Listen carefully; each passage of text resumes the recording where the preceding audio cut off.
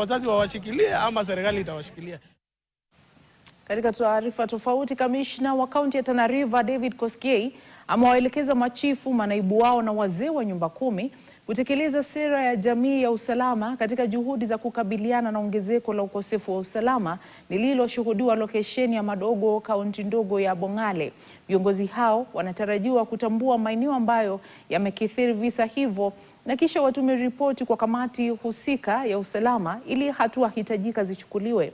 Haya yanajiri huku vijana wadogo hadi miaka 12 wakionekana wakibeba silaha kama visu na mapanga wakiwavamia na kuwapora wakazi majumbani mwao. Tusaidiane sisi kwa sisi kuhakikisha kwamba hili jambo limemalizwa. Lakini once sisi tunasumbua askari wakati wanaenda kushika watu, sisi tunaanza kuwarushia mawe, lazima hawa wataogopa. Pia nyinyi mtu understand, hatujasoma sana, tuelekezeni kwa ile njia inafaa, but don't treat us harshly. Kwa sababu by the end of the day mtoto na ni wako na ulimzaa, utamua. Wale watoto ambao hawana wazazi wanatangatanga miaka enda miaka rudi, wapelekwe rescue centers. Kabisa.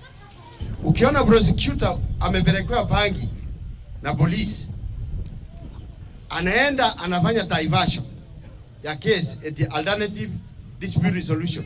Iko dispute resolution kwa Bangi kweli?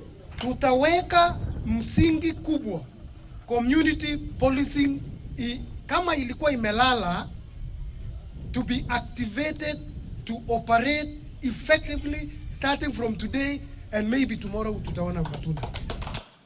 Hofu imetanda katika eneo la